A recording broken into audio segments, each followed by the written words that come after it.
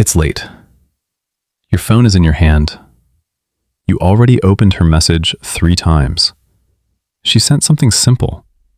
Hope your day wasn't too crazy. And now you're staring at it like it's a test you can fail. Part of you wants to answer right away. Part of you wants to wait 2 hours because some guy online told you that's how women start chasing. So you put the phone down, pick it back up, type something, delete it. And underneath all of that, there's this quiet panic you don't want to admit is there. Am I coming on too strong?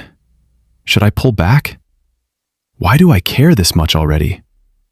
Why does it feel like if I do the natural thing, I lose? Do I have to act cold just to be wanted? Here's the truth most men miss. She does not chase you because you made yourself hard to reach.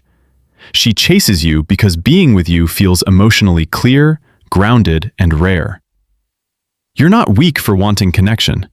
You're not failing because you don't want to play games. And no, this is not a sign you have to become distant to be desirable. By the end of this video, you're going to understand how to make her lean in without ignoring her, without manipulating her, and without betraying the kind of man you actually want to be. Let's get into it. Most guys believe attraction grows when you give less. Less attention, less warmth, less consistency. But the real truth is this. Attraction does not deepen when you become confusing. It deepens when your presence feels safe, strong, and self-respecting at the same time. That's what most people never get told. Her nervous system is reading you before her mind can even explain you. If you come off needy, she feels pressure. If you go fake cold, she feels punishment. If you stay warm and grounded, she feels something very different. She feels space to move toward you on her own. That's why this matters. What looks like she likes a challenge is often much deeper than that. A lot of women are not attracted to distance itself. They're attracted to a man who is emotionally available without collapsing into over-pursuit. And that's a huge difference, bro. Because over-pursuit says, please make me feel okay. Fake detachment says, I'll make you earn my care. But grounded presence says, I like you, I'm here, and I'm not abandoning myself to keep you. That is not a trick. That is nervous system safety. That is emotional maturity. That is what breaks the anxious chasing and avoidant withdrawing cycles most couples get trapped inside. So if you want her to chase you, stop asking, how do I make her work for me? Start asking, what kind of energy makes her feel free to come closer? And here's what changes everything. 1. Stop auditioning for her. Most couples never notice this pattern at first. Most men think attraction is built by proving, impressing, over-explaining, and constantly showing value. So they perform, they over-text, they over-give, they over-manage every interaction like one wrong move will make the whole thing collapse. But beneath the surface, that energy doesn't feel confident. It feels anxious. And she feels it. Because when you're always auditioning, you're silently asking her to approve your worth. Your words might sound calm, but your nervous system is yelling, please choose me so I can relax. That puts pressure on her. Not connection, pressure. Not confidence. Not mystery, not high value, just a man abandoning himself in real time and hoping attraction comes out of it.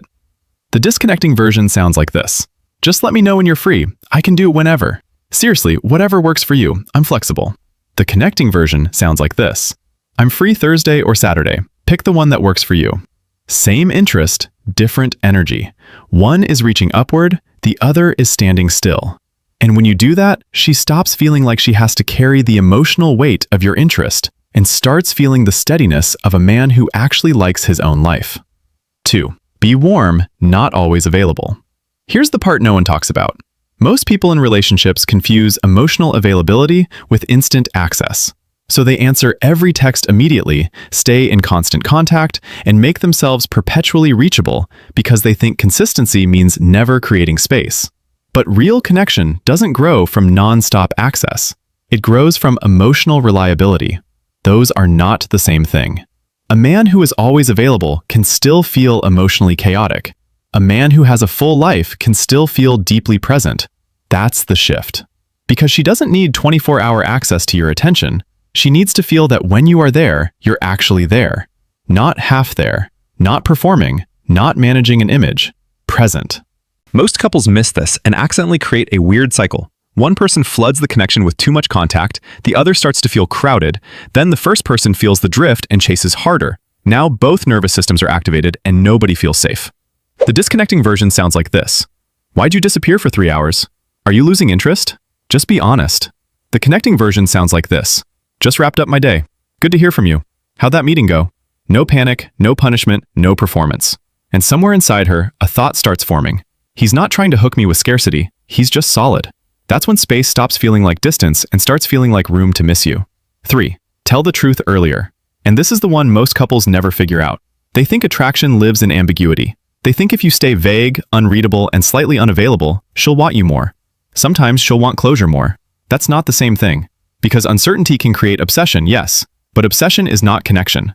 Anxiety is not intimacy. And confusion is not chemistry, man.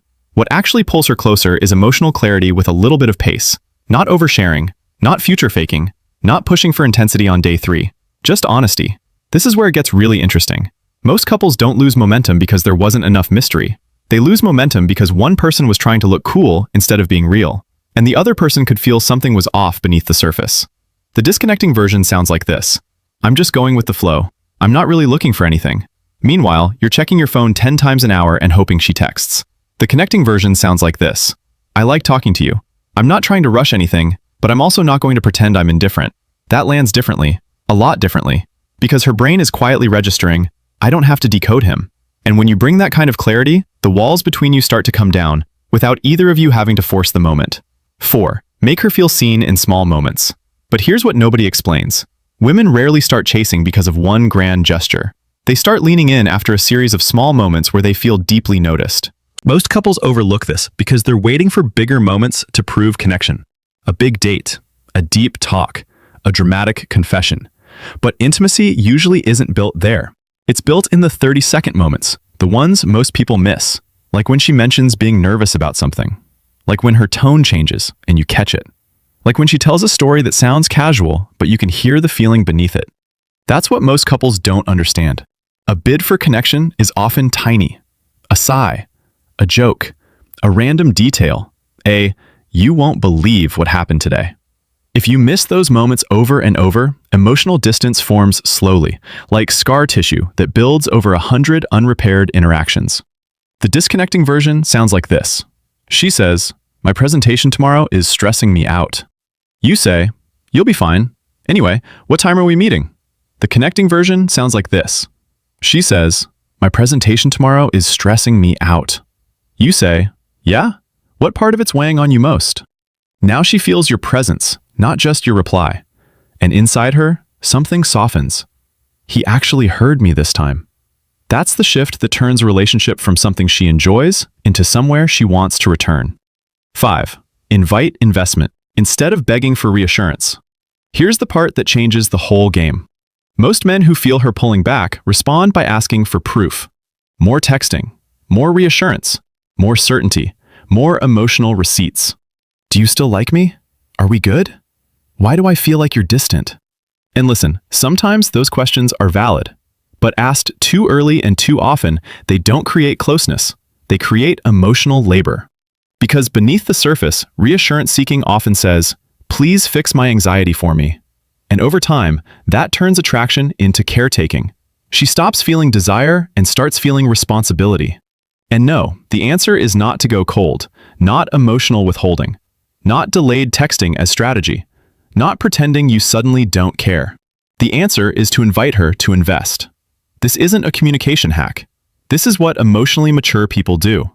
They leave room for mutuality. They let the other person show up.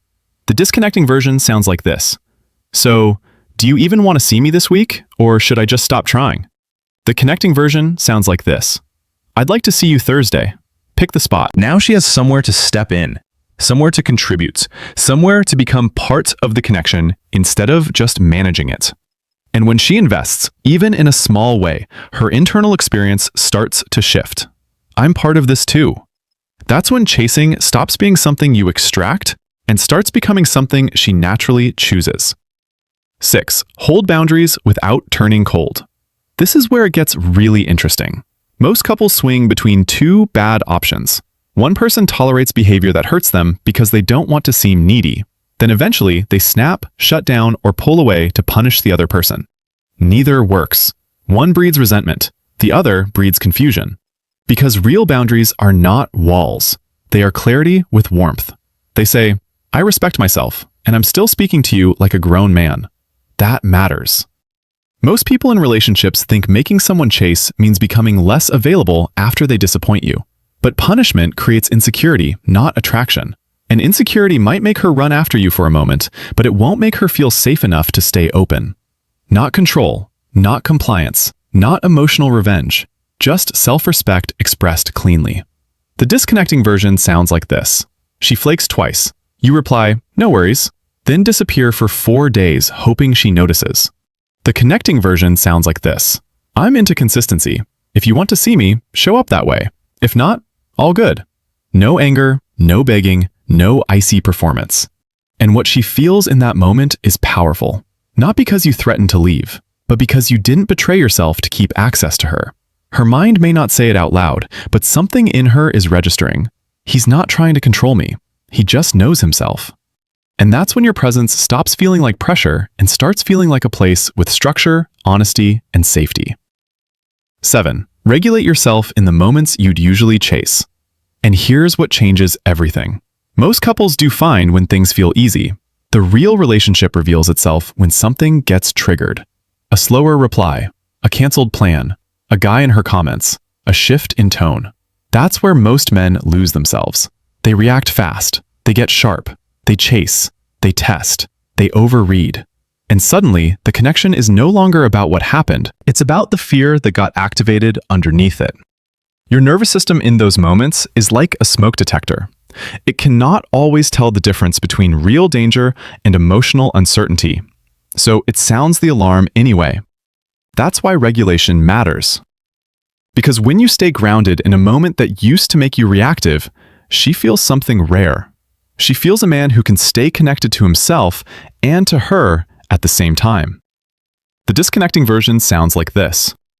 She cancels and says, "Today got away from me." You reply, "It's fine." But now your energy is off, your replies are clipped, and the whole tone changes. The connecting version sounds like this. "No problem, let's do another day. Let me know when you're free." And then you actually mean it. You don't spiral. You don't perform indifference. You return to your life. That is not passivity. That is strength with presence. That is the kind of emotional steadiness that makes her feel, sometimes for the first time in a long time, I can relax around him.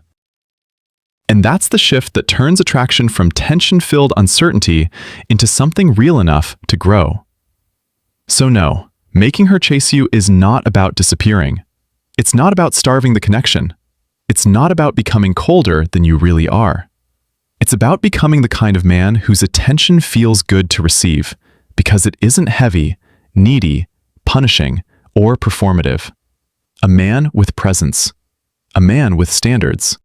A man who can offer connection without trying to control the outcome.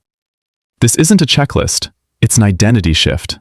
When you internalize this, you stop chasing validation and start creating safety, clarity, and real polarity.